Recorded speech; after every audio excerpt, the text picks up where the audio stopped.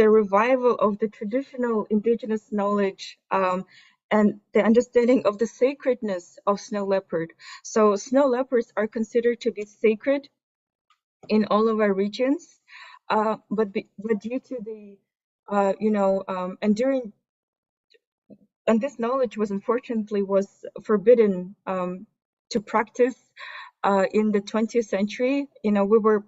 All of our regions were under the Soviet Union, and Soviet Union had this doctrine of that did not allow to practice our indigenous ways of life and our spirituality and cultures, right? So what we're doing is by having those elders and indigenous cultural practitioners who are shamans, sacred site guardians, and traditional knowledge keepers. So they in their communities, they remind people of the importance of snow leopards, and then we do outreach activities, educational, as I said, like nomadic trunk education. Then we have snow leopard festivals that raise awareness of snow leopards and their importance in the ecosystem. And then most importantly, in all of our cultures, we know that traditionally, even if snow leopard is attacking the livestock, because this animal is considered to be so sacred, we cannot be vengeful against this animal. So because of its divine nature, so whatever snow leopard takes, it's there to take. So, and that is traditional understanding of snow leopards, and we're reviving our relationship with the snow leopard that we used to have. So.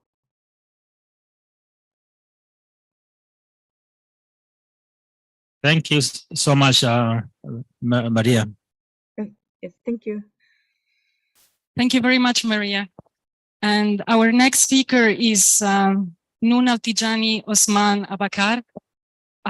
Noon is a Sudanese physician and health service researcher with a master's and a PhD from Oxford University. Her research focuses on women's health, particularly on maternal health in Sudan, highlighting the role of midwives. Noon, the floor is yours. Thank you.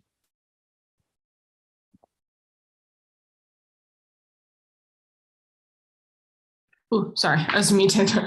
I'm just going to try and share my slides now.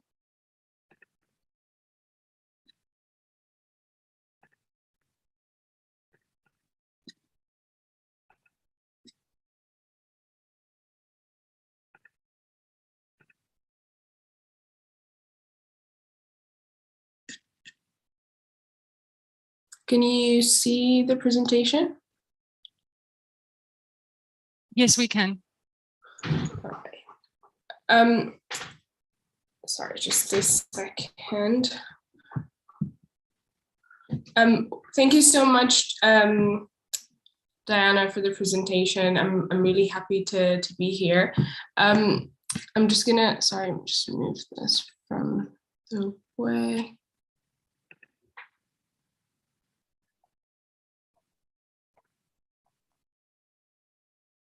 Sorry, I'm just trying to arrange the slide.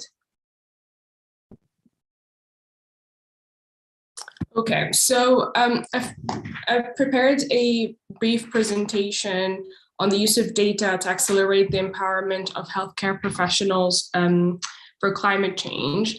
I have 5 minutes, so I've decided to highlight 3 major points.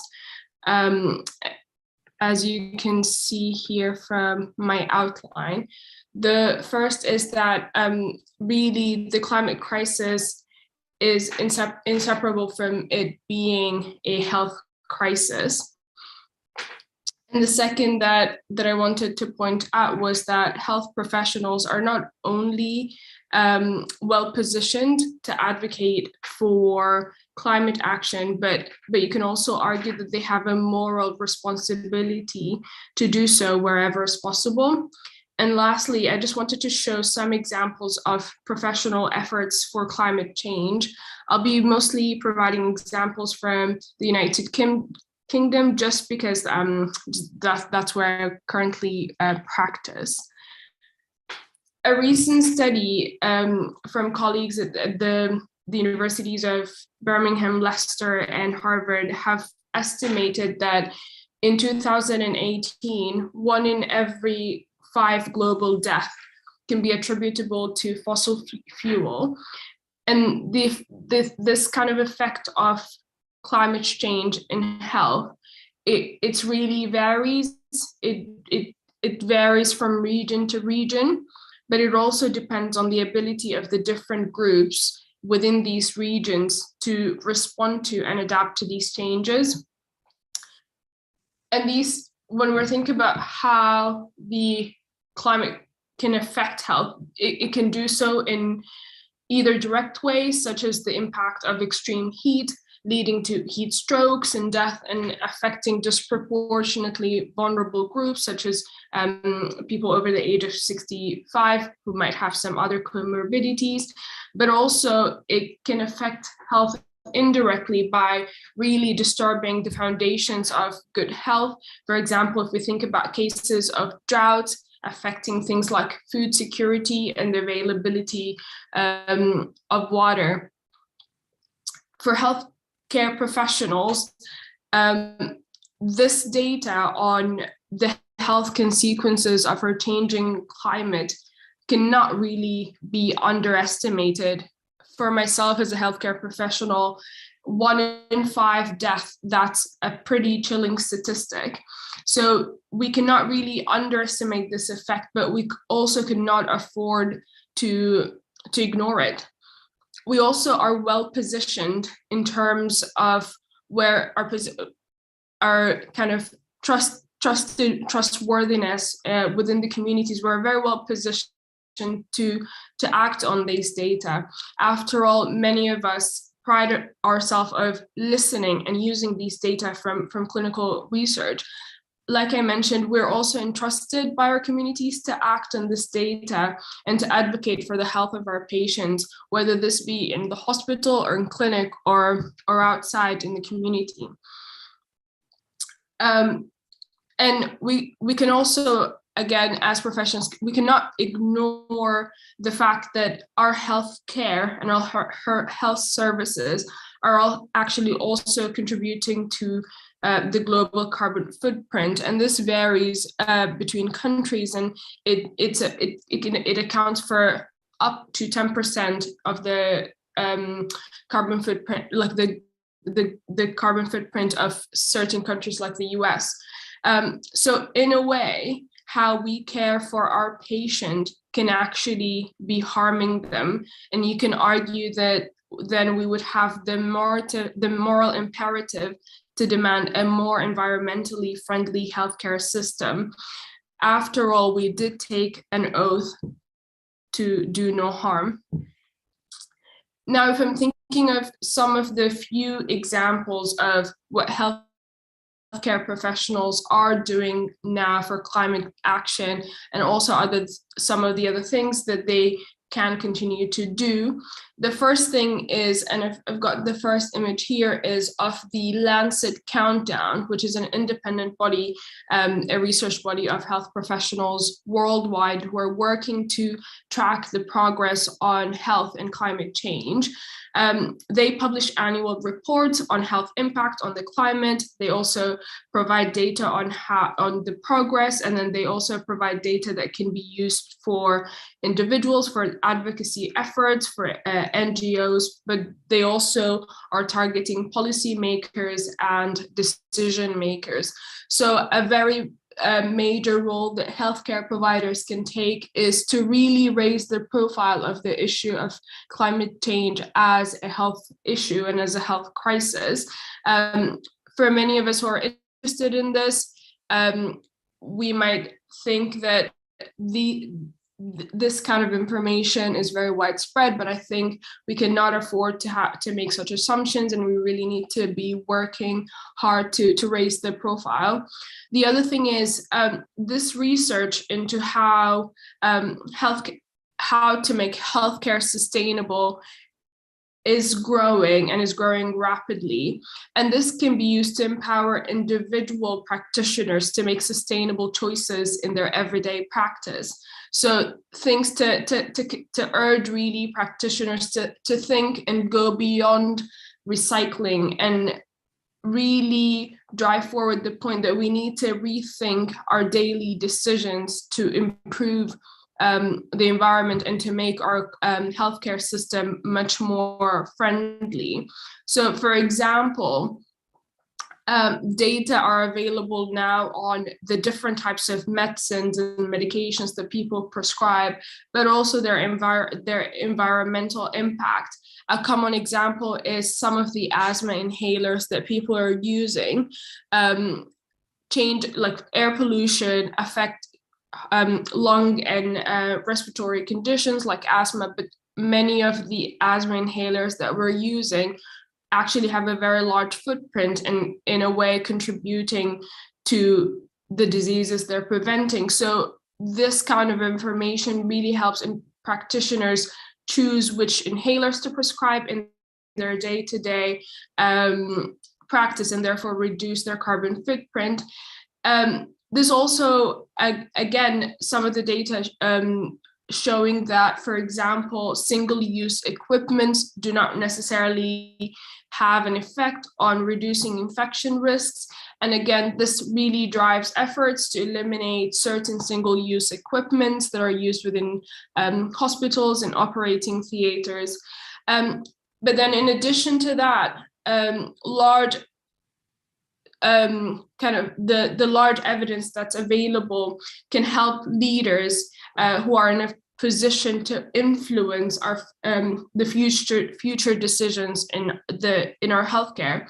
So, for example, where I work now in the NHS, which is the National Health Service in the UK, they've developed a strategy for a carbon neutral footprint of the NHS by 2045, I think.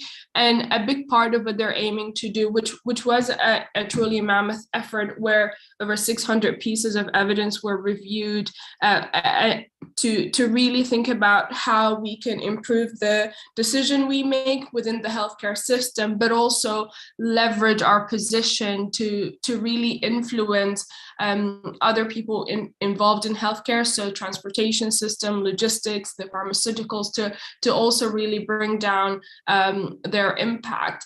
And I think all of this really encourages healthcare professionals that, well, there's a lot of effort going on, and there are a lot of ways that people can be involved and need to be involved to help with climate action. Thank you.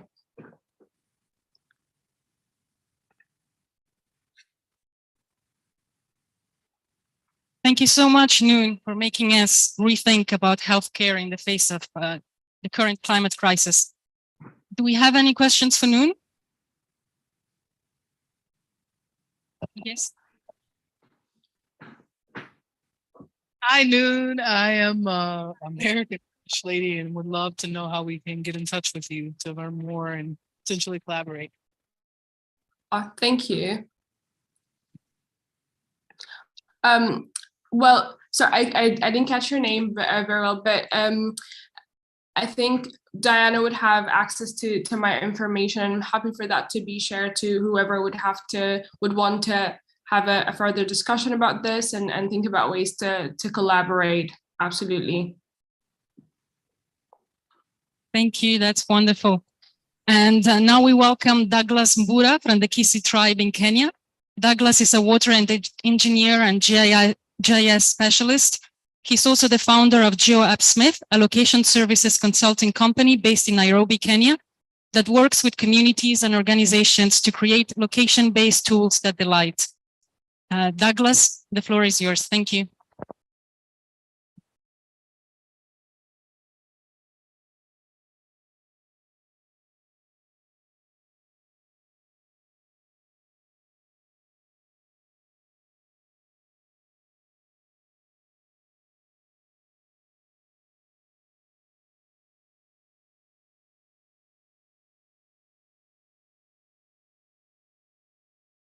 My colleague, Rasha Elinimeri.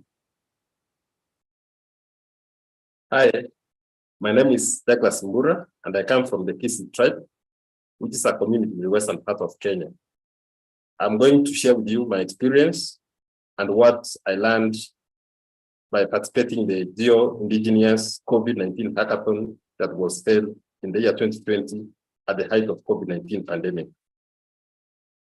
My colleague, Rasha Elinimeri, who is a data scientist and epidemiologist from Sudan, and I were among the 146 participants from 33 different countries who signed up for the hackathon that was held on 5th to 7th of June in the year 2020. The aim of the project was to find Earth observation-based solutions that are culturally appropriate to the challenges facing indigenous and underrepresented communities. There were about 8 challenges, and that was submitted by various communities, but our attention was captured by one from Quilombola community in the Brazilian Amazon. We were moved to create a solution for this challenge after we saw in the mainstream media a lady from this community expressing her fears that the COVID-19 pandemic was threatening to make their community invisible in every possible way by wiping out the community. So we, with my colleague Rasha, we teamed up and resolved to collaborate remotely to create an easy to use and easy to deploy tool that will help the community to become more visible. So we created an application which emerged the winner of the hackathon called Visibilidade Quilombola, which loosely translates to visibility of the Quilombola community. This application allows the community to quickly and easily create attention-grabbing maps and dashboards to enable the community to share their story by simply typing information on a spreadsheet. The information is then displayed as a scroll-based map narrative, as a beautiful graphical representation on the dashboard, as well as an intuitive and interactive map, which with custom icons as required by the Indigenous Data Alliance. We made Visibilidade Quilombola freely available and open source. And the tool was used by an organization in Brazil called ECAM, which works with indigenous communities, and they were able to enable the Quilombola community to share the data and their stories during this period of COVID-19. Now, what we learned after sharing the application, we got a request from the Surui Peita community through their chief called Amir, who expressed the interest in having the same tool customized to help their community communicate where illegal activities like logging is happening and how such activities are impacting their community. Although we could not be able to work with the Surui Peita community at that time because of various challenges, we are hopeful that in the near future we shall be able to get the opportunity to work with them to help them customize the application for their specific use case. The project that they requested us to work on is called Gara Itixa, which means together with the forest. So what we learned is that to solve most of the challenges that we face as human beings, most of the time we really don't have to reinvent the wheel. We realize that perhaps most of the times we find that a tool has already been, there's already an existing tool, and there's already existing capability that has been developed to address the challenges that we face. And therefore, what most of the time we need is to share the tools that we create, and then we can then customize the tools and apply them for the different use of various challenges, to address the various challenges we face. That's one thing that we learned from the hackathon. And then in conclusion, therefore, I would like to say that we feel that we should, there should be established a kind of a repository, what we can call an indigenous tools repository, that document all the available tools and technologies and methodologies that have been used effectively to solve challenges. So that then this should include lessons learned and best practices on how to co-design software with and for indigenous communities. So that for example, what we develop, we have a very good repository. It can be used by other communities, not necessarily to solve the specific problem, but can be applied or customized to solve other challenges for other communities elsewhere. So with that, I want to say thank you and may God bless you.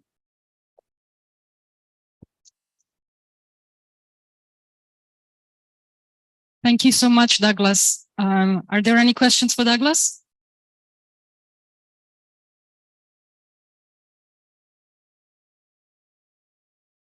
Douglas, could you share with us what was the biggest challenge that you faced when co-designing the application with the Quilombola community? Thank you.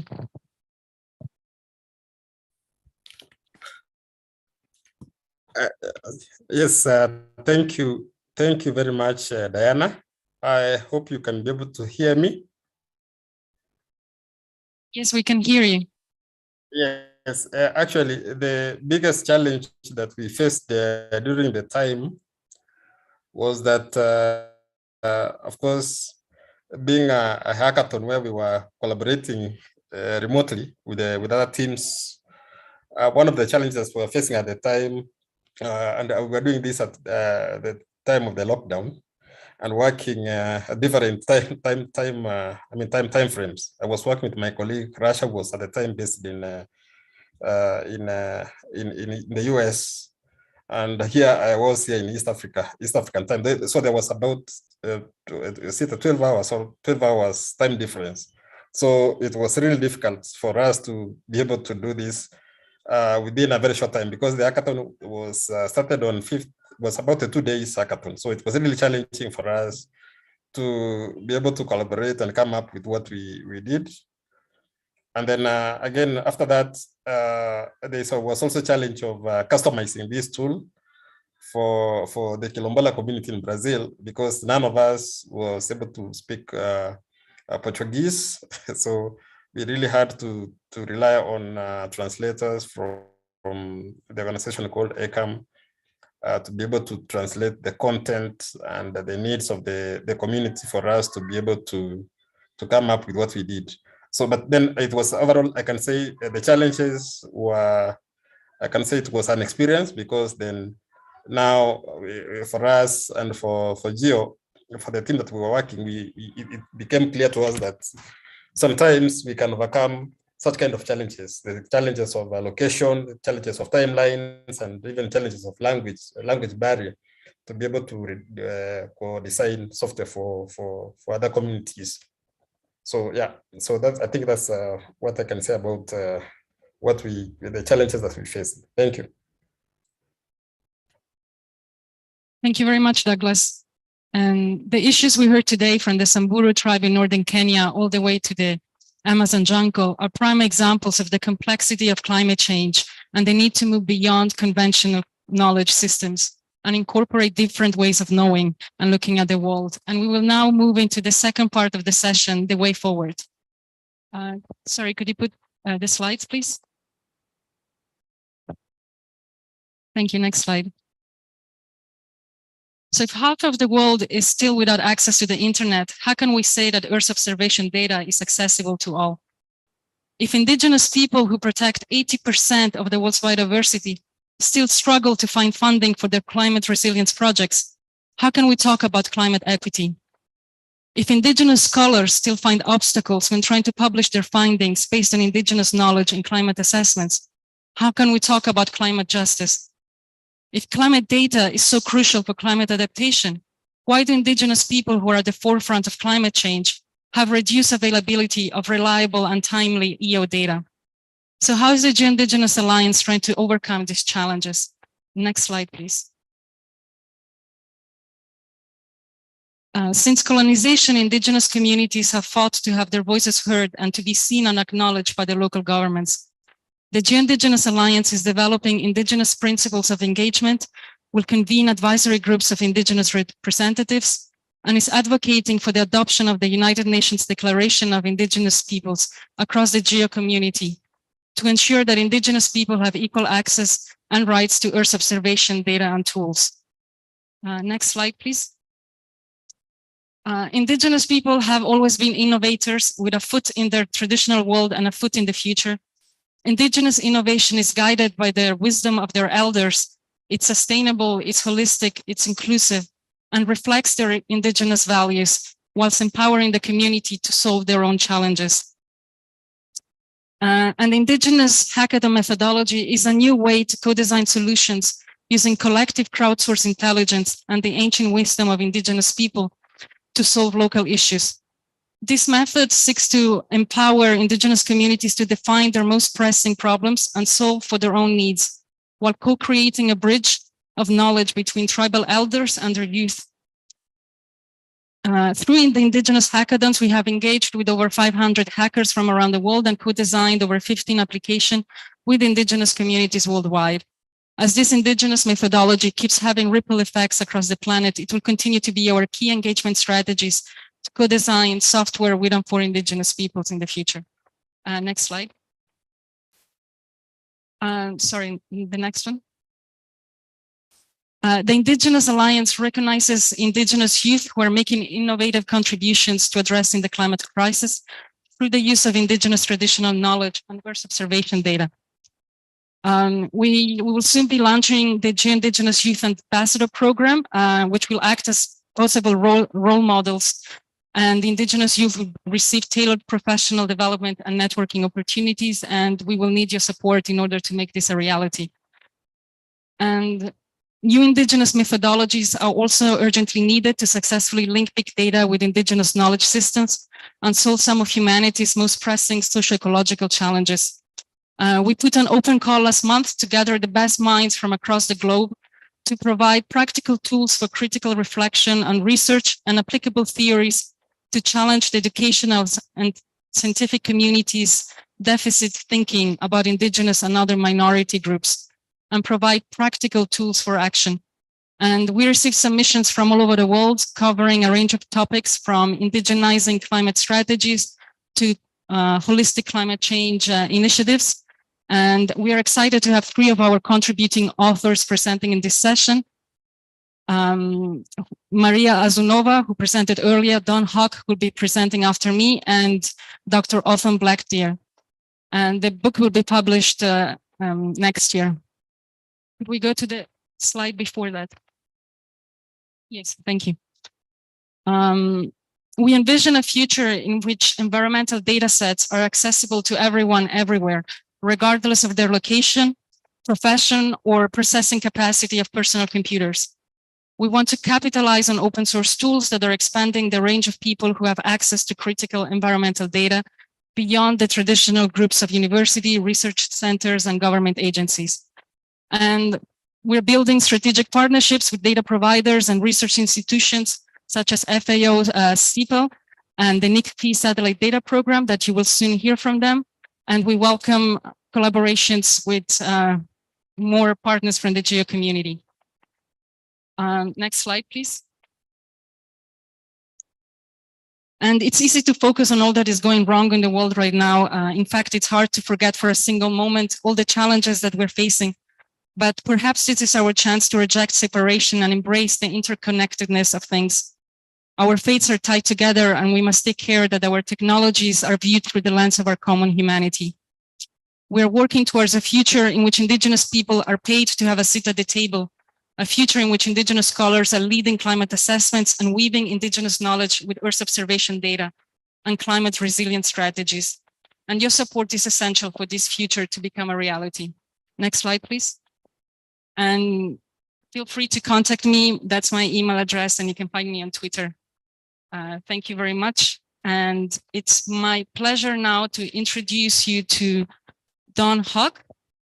Don is Oneida Bear Clan Iroquois Confederacy. He's a former Army and Navy and then deployed BioSat, the only and first tribal satellite in orbit in 2015. And he currently leads tribal governments into space as a right of self-determination. Dan, the floor is yours. Thank you. Could you put Dan's slides, please? Thank you. Thank you.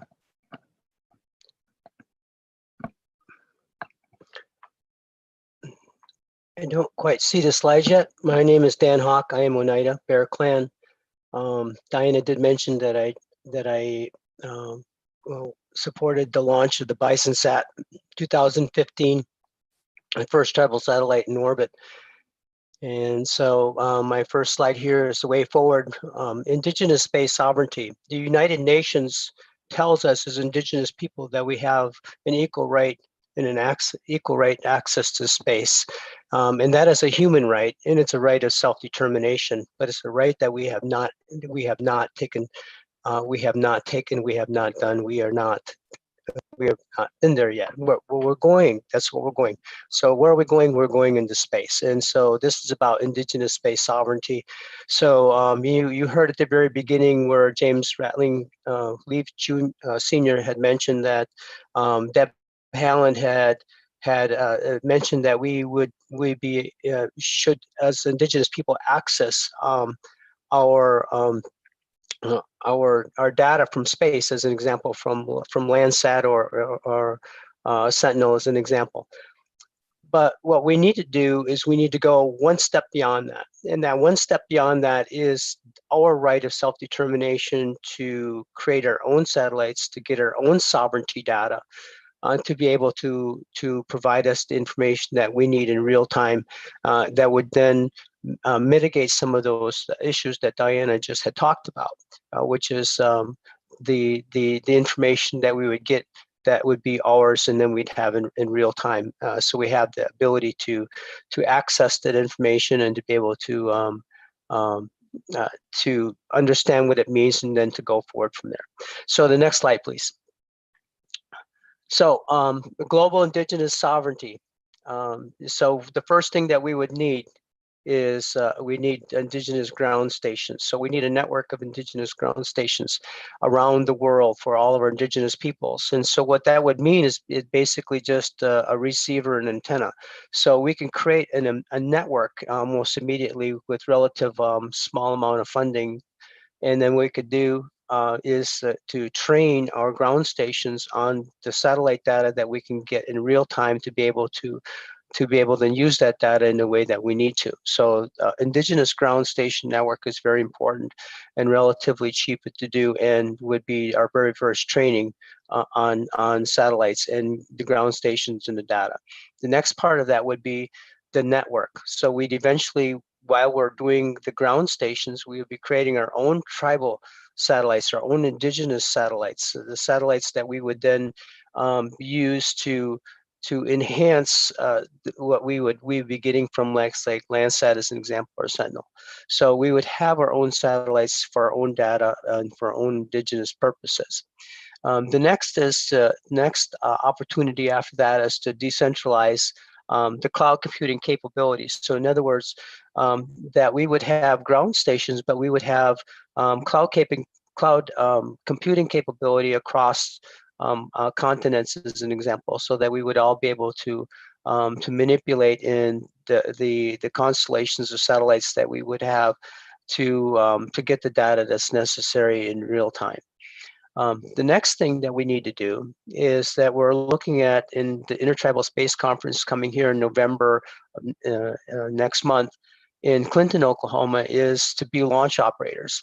So what we need to have is for true sovereignty, right? So for true sovereignty, we have to not only be able to have and build and launch and have our satellites, but also to launch them and deploy them. So to be a launch operator, in other words, to design, build rockets and launch our tribal Indigenous satellites around the world. And then the next thing after that is an aerospace educational pipeline. So we had talked about this previously, Diane and I. The idea here is this, that, you just talked about hackathons, being able to use robotics and coding as an example for how we use and get data and what it means, and to use Internet of Things as an example.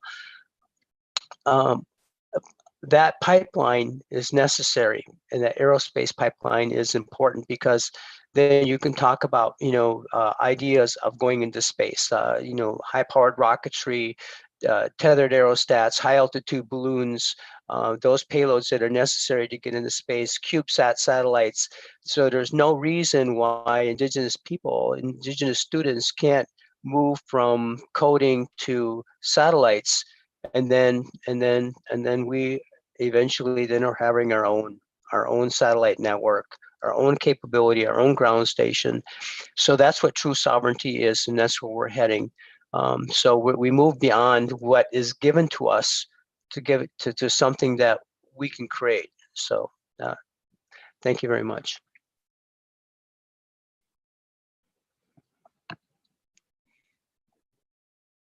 Thank you so much, Dan. We are really excited to have you on board and to be working with you in this exciting new project. And Mario Vargas wanted to, has a comment. Yes. Gracias. Desde el pueblo Shuar de la Amazonía ecuatoriana quiero felicitar y también agradecer el esfuerzo por crear un satélite a favor de los pueblos. Esto ayudaría mucho a los pueblos amazónicos y también a los pueblos del mundo a contar con nuestros datos de nuestros territorios indígenas. Un gusto. From the Shuar people of the Ecuadorian Amazon, I want to congratulate and thank you for the great effort to create a satellite in favor of Indigenous people. This would help many of the Amazonian people in the Amazon basin and other Indigenous people in the world to have data from our territories. So thank you, a pleasure. And we are running bits. We have one other question.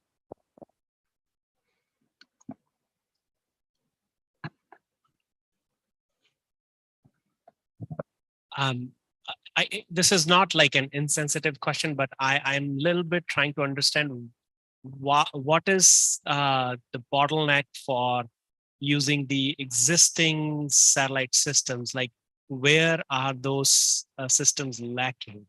I'm just trying to understand, like, the disconnect here. That why we can't, or where is that we have sophisticated satellite systems now. So where is that disconnect? Thanks.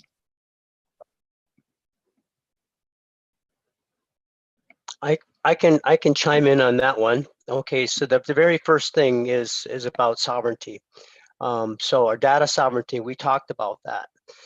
That is number one, that's key. The other thing is that the information that we get is always third party. It's never our information, it's somebody else's information. And then what we do get, it may be filtered, may not be filtered, and it may not be the information that we need or want. And so I think that that's where we need to start from. So it's not saying that the Intelsat or the Sentinel is not giving us data that we need, but there might be areas where we are missing bandwidth, or we don't have a specific thing that we are looking for, and we're not going to get it. So in order to get that point, we're going to have to create the satellites that will answer the questions that we need to answer. Thank you so much, Dan. And now we move to Dr. Autumn Asher Blackdeer. Dr. Blackdeer is a queer decolonial scholar from the Southern Cheyenne Nation and serves as an assistant professor in the Graduate School of Social Work at the University of Denver. Her scholarship illuminates the impact of structural violence on American Indian and Alaska Native communities. And Dr. Blackdeer centers Indigenous voices throughout her research by using quantitative approaches and big data as tools for responsible storytelling. I also want to announce that we're running a bit late, so I think we'll finish 10 minutes after time. I apologize. Could we please share Dr. Autumn's presentation? Thank you.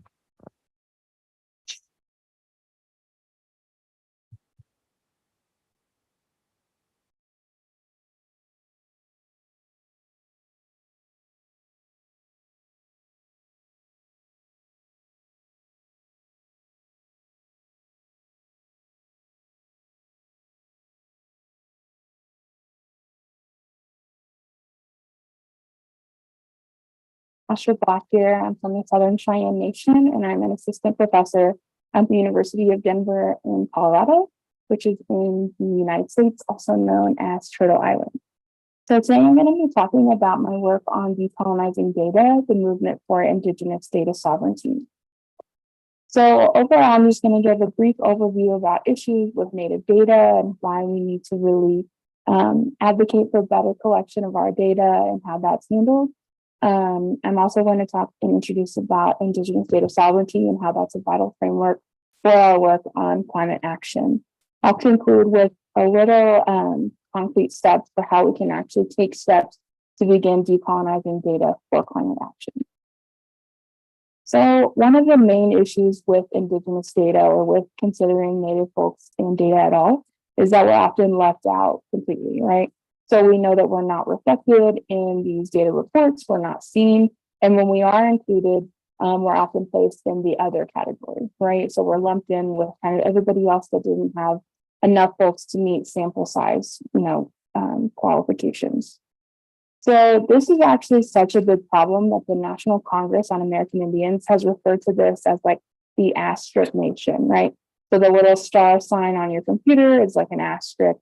And so often whenever Native folks are included in data, we're only seen as the little asterisk sign, not actually full data points. This overall just kind of perpetuates the idea that Indigenous people don't exist in the present, right? It perpetuates erasure and invisibility of our Native nations and makes it seem like we are all, in the past or dead and gone and those sorts of things. And so it's very important that we advocate that we are still here and we're very much a part of this overall fight for climate justice. Whenever we are included, there are other issues such as the representation paradox and overall kind of ethnic gloss, where it just looks like Native people are all just one gigantic group of pan-Indigenous folks. And we know that there's over 574 Native nations within the United States alone. So glossing us into one gigantic group of just Native people is super problematic, right? We know that we all have different cultures, histories, experiences, right? So there's an issue then if we're even included that we're represented as just one large conglomerate group versus if we do research with Indigenous folks tribe by tribe, that's often not considered generalizable to broad Indigenous communities.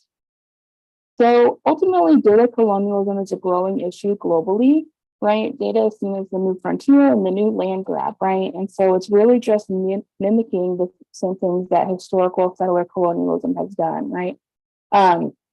It's the new frontier for the new land grab in that, it's exploiting our natural resources, the world's resources on a completely new scale, right? And it's actually going beyond land and labor now to actual human life itself, right? Like every individual is now seen as a data point. So it's not just Indigenous people, but Indigenous folks globally, right? And all of us that are here on the planet. So in order to reject data colonialism for the future of the climate and for our Mother Earth, we have to reject this default assumption that is fueling data colonialism. We have to reject this idea that the more that we extract or gain, or really extraction is it, the more that we extract data from our daily lives, they want us to think that that's some sort of inherent access to us is somehow for the public good, right? But we know that from a critical standpoint, data colonialism is ultimately for corporate gain, right? And that's what we know is, of course, fueling the climate crisis as well, these huge issues with capitalism. So in order to decolonize data, specifically for climate action, we have to start with decolonization, right? Decolonization is returning to Indigenous ways of knowing and being, right? Reclaiming our stories and reclaiming our knowledge. And so from here, we can first start by just telling our own stories with data, right? So we know that there's traditional Indigenous wisdom is a solution to climate change, right? Our ancestors across the globe lived in harmony with the land and took care of it, right? Like we lived in these beautiful reciprocal relationships with the land since time immemorial, right? That was interrupted by colonialism. We know that scientists are just not catching up to our traditional wisdom. So it's important that we reclaim that knowledge and kind of know that we are the original scientists, right? And our ancestors had the solutions, and that wisdom is inside of us. Going forward, we can also build and support data governance and really build out Indigenous data sovereignty as a key objective globally, right?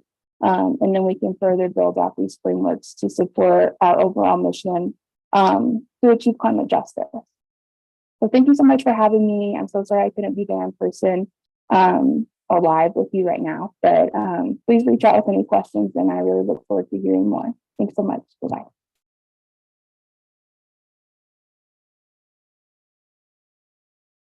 Thank you so much, Dr. Blackdeer. Unfortunately, she couldn't be with us here. So we'll move to the next speaker. It's my pleasure to introduce you to Charlotte Bishop, who is Senior Project Manager at KSAT, a satellite imagery and value-added service company, and Program Lead for NICFI Satellite Data Program, which is providing open access high-resolution data across the tropical forest regions in the pursuit of reducing and reversing tropical forest deforestation.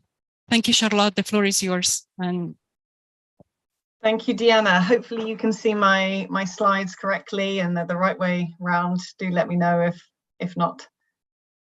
Good, I can see them on the screen as well on your side, so excellent.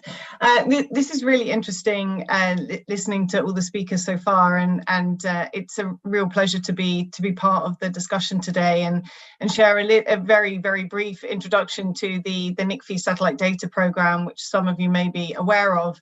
It's been our pleasure over the last few months, and certainly for, I would say, possibly even for a year or so now, we've been engaged with Deanna, and certainly during this year we've had a number of activities with the Indigenous Alliance and had the pleasure of meeting Titus and Mario, who are there with you today in the room. And really it's very interesting for us to learn a little bit more about the need for sovereignty of data. I think that's really fascinating for us as service providers who are providing an open access tool to the wider community, Indigenous users being an element of that. I think it's very interesting to learn more, and it was very interesting to hear those talks from Dan and Autumn on those topics particularly. I look forward to seeing how those evolve. If you're not familiar with the NICFI Satellite Data Program, it's a program funded by Norway's International Climate and Forest Initiative, which is part of the Norwegian Ministry of Climate and Environment. And it's a contract that was awarded to KSAT, as well as Planet and Airbus, who are both satellite imagery providers. And I will talk very briefly about what that program offers and provide you some links to some resources to learn a lot more if you wish to. So we're really a partnership between us as well as NICFI, who are making this program possible, in making this data available and as accessible as possible. And you know, clearly those barriers to access when it comes to Indigenous communities are something that do need addressing. And we've talked, I guess, more generally about data, but one of the real kind of drivers from the Norwegian government to make this possible was because the access to open data that is available, has historically been available, has been quite low in detail. So was there something that could be done to make the higher spatial resolution data available? And just sharing an image here, the first one you saw was Landsat at 30 meter. The second one you see on your screen now is PlanetScope data at 4 meter resolution, or 4 or 5 meter resolution, which is what's available within this program. So from the same area, we're seeing significantly more information. And actually that becomes extremely useful when we're talking about how we can quantify, detail, and perhaps more specifically identify changes that are happening in our landscape, and of course when it comes to Indigenous communities, understanding more about those changes that are happening to nature, given the importance of nature to all of us, and in particular to the Indigenous community culture. So the NICFI Satellite Data Program is a program really focused on reducing and reversing the loss of tropical forest. It's focused on conserving biodiversity, on sustainable development, and its broad purpose has been designed so this data can be used by everyone, and as much as possible making that accessible through as many different routes as possible. And this is where, for us, being able to collaborate with GEO Indigenous Alliance is very positive, to hopefully be able to learn from, and for the Indigenous communities to learn learn from this data as well, so that we can learn from each other and hopefully make a data set and analysis that's really going to be beneficial to as many people as possible. This data program is covering the majority of the global tropical forest region. It covers the whole of the Amazon basin, Central Africa, across Indonesia, India. So those core global tropical forest regions are covered with this program and accessible through an open access. So everyone has the ability to access this data in principle. Of course, we understand there are some barriers to access, but I have a really nice example I will touch on of how even in those areas where there is very low bandwidth, there are activities happening to make it possible to use this data and for it to really make a difference to how Indigenous communities are able to use this data against and to understand what's happening in their community and in the lands that they are responsible for. So the data covers a very, very large area, almost kind of impossible to describe in terms of size, but you'll see the image on the screen kind of covers where you see an image, that's where this information is present. And every month we release a new image that covers this entire area. This is made from Planet's own imagery, which is between 3 and 5 meter spatial resolution natively, and the mosaic is provided at just under 5 meter resolution in 2 different forms. One that's very good if you're used to using visual data and just want to use it for quick change detection, and if you're more analytical, there's the opportunity to download more scientific usable data where you can do much more detailed analysis should you wish. So this program started in 2020. We have a monthly mosaic since 2020. The program currently runs until September 2023, with a potential extension for 1 more year. And we also have historical data from 2015 until the monthly data became available. So there is quite a range of data that's available. Every time we release a mosaic, it covers this entire region as well. And the idea being that the regular imagery, the daily imagery that the planet's satellites afford, because there are so many of them, we can actually reduce some of the cloud cover, some of the other limitations that had previously been seen on data, whilst also having high resolution imagery to improve the analysis and the level of detail in which we can extract information.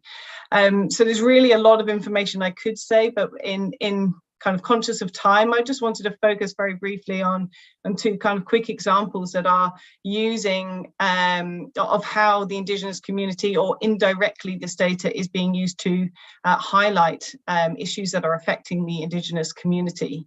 The first example is how the Rainforest Foundation in the United States is working in Peru with Indigenous communities to help them have access to this information offline. So suddenly already removing that barrier of bandwidth and internet access by making this data kind of compatible directly with a mobile phone in a way that can be used without any internet requirements. And so even deep in the Amazon rainforest, they will be able to access these images to help them identify those areas for follow-up, to plan patrols, and then also potentially identify who is responsible for any clearing and deforestation that's happening in those areas. So that's a really nice example, and we can for sure dive deeper in at another point into those types of examples. And secondly, I just wanted to touch on a story from the media, which has been focusing on how Indigenous communities have been affected by land clearing in some areas, in this case for airstrips, where communities are being impacted severely in some cases by the extent of these expanding mining communities, and where trees are being felled, where the Indigenous communities need to be able to understand, want to be able to understand everything that's happening in their landscape. And so the Rainforest Investigations Network published a piece recently in the New York Times, which used the data from this program to really showcase the impact that these types of changes are having on the Indigenous communities in this region. And this is obviously just one small story of some of the things that are happening, and a very small way of how this data can help to not only raise awareness, but also hopefully bring some justice to the communities that are being affected in this way. I just wanted to end with a couple of very quick slides. I will not dwell on them, but there's a lot more information that you can learn about this program, and different ways that you can access this program as well. And I think Eric may well speak about this in his presentation coming up. But suffice to say that this is a community we're very happy and proud to be able to speak with, and to have the collaboration with GEO to be able to do that. We are planning to have a roundtable event towards the end of November, which GEO will be coordinating, where we hope and look forward to bringing the communities together, as many as are possible, to join us online for both an English and a Spanish-led session, where we can discuss a number of these topics, understand some of those challenges, and see how programs like this can help you continue the work that you're doing. Thank you very much. Thank you very much, Charlotte. We are excited to be working with you on this. We have time for one quick comment question. Yes, Mario? Los indígenas de la Amazonía, queremos que vuestro trabajo y esfuerzo científico nos puedan contribuir el uso de vuestros datos, quizás aproximadamente 5 años. Eso es mi pregunta. So the indigenous people in the Amazon, they want your work and scientific effort, your data to contribute for a longer time, for at least 5 years. Well, we're working on it, Diana. I think it's fair to say this is a discussion that we've had quite a lot with Norway. Norway are funding this initiative. We are already discussing, and I know they are already discussing, what happens after the kind of current contract period ends. Suffice to say, all the data that is available and has been made available will continue to be available forever. What is unclear is what might happen after this program, and therefore what new data might be provided. But we will, of course, keep everyone updated on that. Thank you so much, Charlotte. And we now move to Eric Lindquist, who is the Forestry Officer at the United Nations Food and Agriculture Organization, FAO, and Chief Technical Advisor of the FAO CEPAL project. Eric, the floor is yours. Thank you. He will be sharing his own No, thank you. Thank you, Deanna. That's okay. You can go through this. You can keep the slides there. I just wanted to say, hola, Mario. Hello, Titus. It's good to hear from you again. And thank you, Diana, for allowing me to speak. I realize, conscious of time, I'm going to go very fast through a couple of these, but I just want to get the point across that we at FAO are building, we built this platform called CEPAL, which is a cloud-based platform for Earth observation, data access, and processing, and we'd like to share it with whoever is interested in using it. Next slide, please. Next slide, please. The take home here really is that we have seen as part of our work around the world in countries everywhere that the barriers to access for these data needs to be democratized. The algorithms need to be democratized, and they need to be done. It can be done. So we've been working to improve data access, the processing and delivery of satellite data and information products this is the key word, autonomous land monitoring capacity. Next slide, please. So what is it? First off, it's a website. Anybody can go there. Anybody can sign up. Anybody can have access to the imagery and resources available on this platform. It's cepal.io. Again, it's a cloud-based platform for accessing and processing satellite data and analyzing them in the way that you want to. It is free and open source. All of the code is available on GitHub for copying, for reviewing. It's completely transparent. It's a data production platform, and we do rely on the geospatial data storage capability of Google Earth Engine and processing capability to some degree, but it's also separate from things like Google Earth Engine, and you can do things completely autonomously. It does not require knowledge of coding. It does require an internet connection, but we're working to improve that capability everywhere these days. Go ahead, next slide, please. Actually, you know what? You can next slide. I'll leave these slides with you. Diana, please feel free to distribute them. We have over 10,000 users from over 200 countries already on the platform doing things that they want to do. Next slide, please. Next slide, please. Yeah, and this is just examples to say that they are using, people are using these in countries for their own purposes. So in Brazzaville, Republic of Congo, they're using it for their own forest monitoring program, and they're using it the way they want to use it.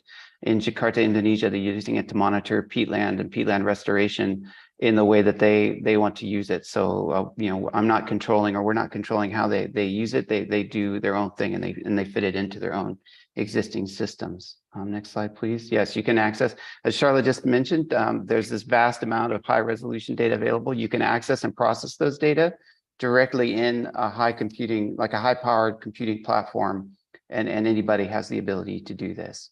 Next slide, please. Yep, friendly user interface. It does all sorts of cool stuff that makes it easy for you to visualize the data and make interesting things with it. Next slide, please. This is an example of how we actually have done work with the indigenous communities in Nicaragua, in this case, to help define areas where it's safe to go during hurricanes. Next slide, please. Next slide, please. Next slide, please. And we continue to work with, we're very happy to work with Diana and the Indigenous Alliance. And we will continue to do so as long as you'll have us, Diana. And you know, we have the GEO Youth Ambassador Program. We're training people in CEPL as much as we can. We have some big ideas about what we want to be able to do with this platform in the future. And I look forward to talking about those at some time, including translating into Indigenous languages and whatever makes it easier for people to understand what to do. So next slide, please. These are the important things. CEPL.io is the website. docs.cepl.io is the documentation. And Diana has my contact information, so please feel free to reach out if you're interested. And Dan, for instance, like I just from Dan's presentation, you know, like if you need some infrastructure on to process data, or you need examples of how to build an infrastructure to process data, I think CEPL might be a very interesting option for, you know, because it's data agnostic basically. So I look forward to hearing what comes of this. Thank you so much. Thank you so much, Eric. We are really excited to be working with you on this project. And is there any question? Yeah, sure.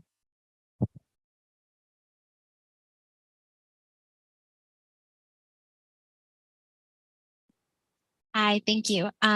So I recently heard that Planet is launching a new program for NGOs to be able to access their data. And I was just wondering if that will be a part of CEPL or of the NICFI arrangement, or if they interact at all. Thank you. Yeah, that's a good question. So I can answer the part about the interactivity with CEPL. In fact, yes. So CEPL has the ability to use, if you are granted a Planet API key, you can use that Planet API key, whether it's associated with the NICFI data program or your own personal access to Planet. That API key can be plugged in at various parts within CEPL, and you have access to your data through that API key. Hi.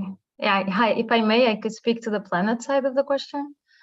So this program is a normal commercial offering from Planet. So it does not connect directly with the NICFI satellite data program. And it covers, it's basically the same kind of data products. There's a bit extra, it also includes higher resolution satellite imagery.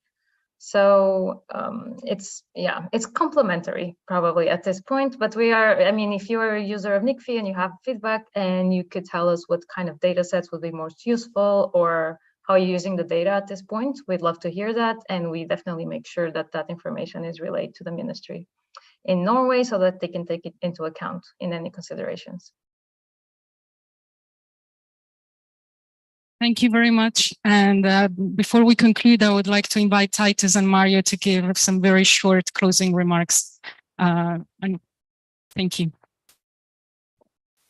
Yeah, thank you, everybody. And I think on behalf of the Alliance, I would just say we appreciate your time. We know you left a lot to do. And again, thanking the GEO for giving us an opportunity to do these presentations. I think the solution for maybe the current impact we have, negative impact we have on climate change, lies on all of us, and I think more so to the indigenous communities. And I think the indigenous communities lack the capacity, maybe to deal with them. And even some of them at this point still believe that climate change is not real. So a lot of awareness need to be done to create awareness, and so that maybe they understand. And the indigenous communities relies a lot on partners and donor agencies to enable them maybe deal with the impact of the climate change. So with that, I would like to say thank you, and may God bless you.